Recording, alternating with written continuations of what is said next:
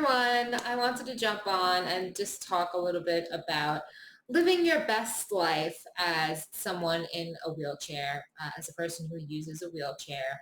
I've come across so many different people throughout my life who have disabilities, who use wheelchairs, and as someone who's been in a wheelchair since a very, very young age, I've thought about the different ways that people live in wheelchairs and the different reasons why they might be in a wheelchair. And I've, like I said, have interacted with many different people. And I do want to talk a little bit about the possibility of maybe being someone who used to walk and now using a wheelchair and kind of the different perspective that a person like that might have, and kind of shedding light on perhaps a way of thinking that they might not be too familiar with, in terms of if you just recently are using are starting to use a wheelchair because you just got in an accident or something like that. And I've talked to many different people, and I would assume it's hard to get over thinking about life and what it used to look like for you and your independence, and how how much independence maybe you had as opposed to now, where you don't have as much independence. And for someone like me, I've never experienced life not using a wheelchair, or I mean, I used to be in a stroller when I was super young, but I've never experienced a life of complete independence. I've always had to depend on other people in order to live my life.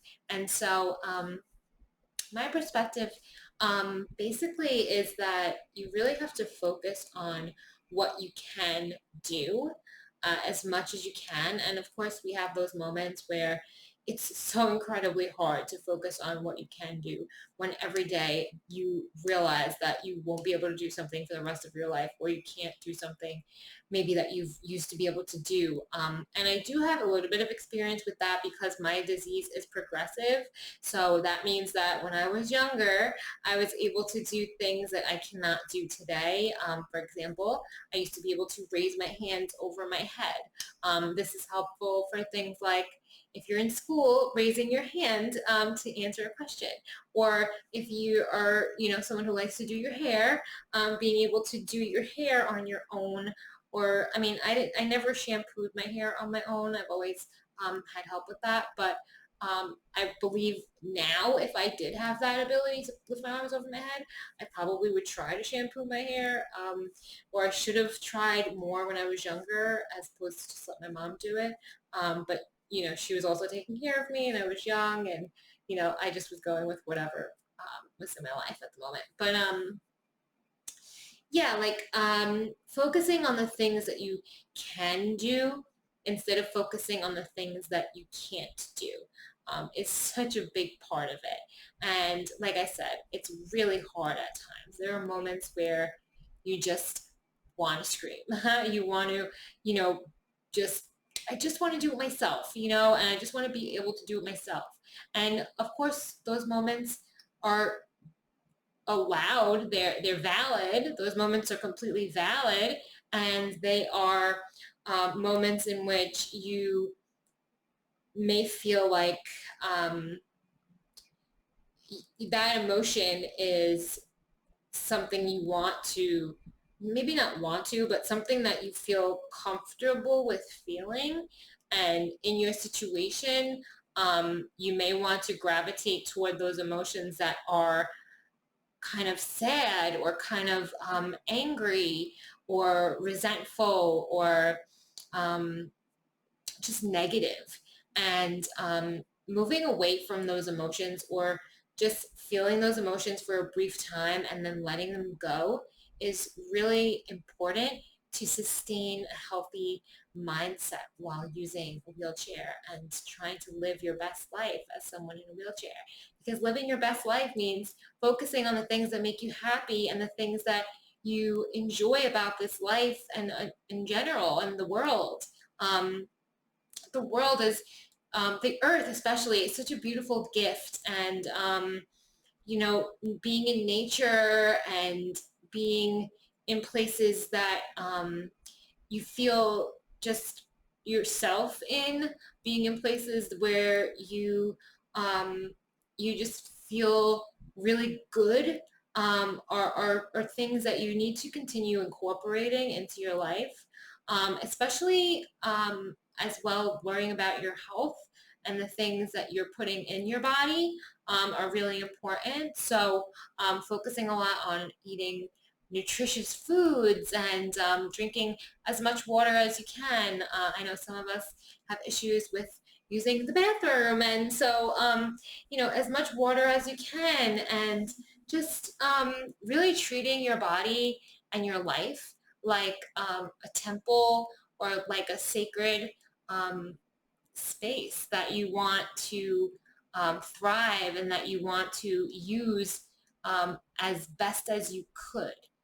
Because, of course, like I said, there are going to be moments and times where you're thinking, damn, I really wish I could just do this on my own. I really wish I didn't have to depend on someone else to help me with the bathroom. I really wish that I could go out with friends and then sleep over a friend's house because I don't have to worry about if there's stairs or what's going to happen. I really wish, I didn't have to be in the dating world where people are judging me because of my wheelchair. And I really, really wish I didn't have to explain anything about my disability. I just wish I could be like I used to be, maybe, or be like all my friends, maybe, or be like my sister or my brother or whoever, and just constantly kind of denying your reality in a way is something that you really should try to avoid as much as you can. And like I said, it's hard. And that's because the emotions that you're feeling are valid. And the key really, though, is to let those emotions pass after you felt them. And when you're ready to let them pass, um, to then focus on things that you can do, because you can do so much, you can do so many things, and what's preventing you from living your best life and living the life that you want to live is focusing on the things that you can't do, and the energy that you're putting toward the things, thinking about the things that you can't do, um, can be used to do the things that you actually can do, right? So your energy, where are you putting your energy? Your thought, your mental energy, maybe your physical energy, where are you putting your energy? Because that energy needs to be put in a place that um, is going to serve you best, right? Um, so if you're an artist, right? Maybe you used to be able to take photos with a heavy camera and used to carry around a lot of equipment. And now you feel like because you're in a wheelchair, you won't be able to travel to as many places and you won't be able to take as many high quality videos or photos because you can't carry as much equipment with you, or something along those lines.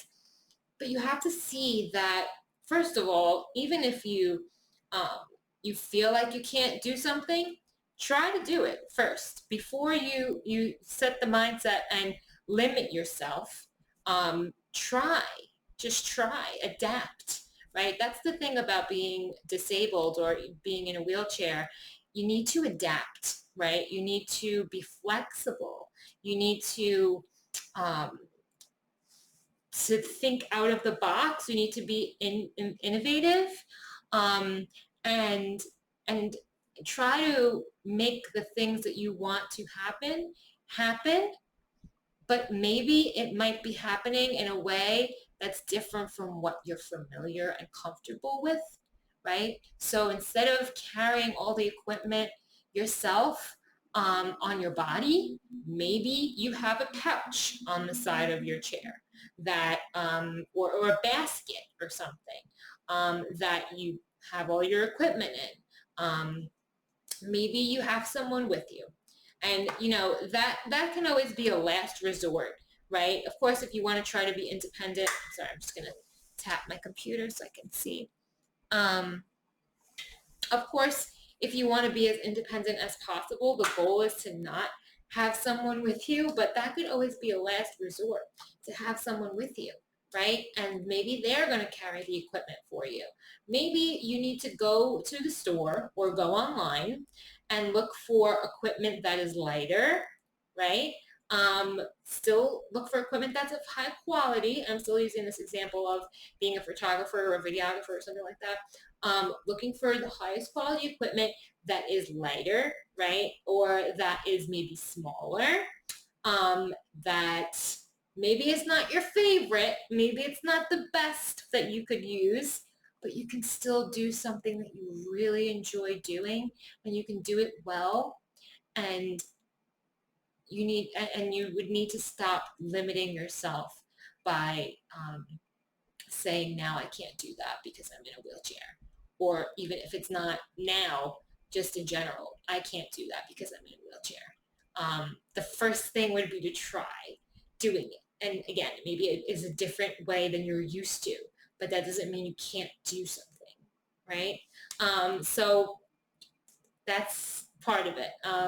Living your best life in a wheelchair means adapting and trying things that you might not feel comfortable with, or things that you could have done before more easily, but now it's a little more difficult for you, or now it's just something different. And I think that's the thing that a lot of people struggle with is change, right? Even if you're not disabled, people deal with change in different ways, and a lot of people have really hard time with change. And as a person with a disability, adapting and flexibility is very important. A physical disability, that's my experience. I don't know too much about other disabilities, but from my standpoint as a person with a physical disability in a wheelchair, change is constantly happening, and the familiar maybe that other people are doing may not be the same thing that you're going to be doing, but you can still do something, right, that you enjoy. And I guess I can give a little bit of a backstory of my own example. Throughout my life, when I was younger, I was doing like plays. I loved musicals. I love to sing. And a lot of the time I would go for roles that, or audition just in general, maybe not for a specific role, but just audition for a show. And one second, my heat is a little too high for me, and I'm finding that I'm a little out of breath. But I have been talking for 12 minutes straight, so that's normal, I guess, right? So, you know, as someone that used to audition for musicals, my peers were all also dancing, right? So when you audition for a Broadway show, there are singing auditions, there are acting auditions, and there are dance auditions. So for all one show, you need to go through all of these different auditions. And so while I wasn't able to dance, right, I was able to move with the chorus, which is the group of singers and actresses or actors in the play. And so I would move my chair as best as I could. And a lot of times I would feel like, darn, if only I could just break out into dance, I probably would get the lead in this, because I'm a decent singer. I don't really like to sing in public that much anymore, or like, I don't know, I don't love my voice completely, but I did get roles, and I was cast for bigger roles as well, not just roles in the chorus. And I was in many different shows, and I did many different vocal performances when I was younger. So I did have those moments where I was like, damn, if only I could just tap dance, because certain, shows need tap dancing, or if only I could just sashay across the stage, or if only I could just leap across the stage, or if only I could just perform a duet dance with someone, maybe then I would get the lead, and yeah, those feelings came, but they passed. You know why? Because I was still doing what I love to do, which was to sing and to act and to perform. And that was enjoyable for me, and it was really fulfilling for me.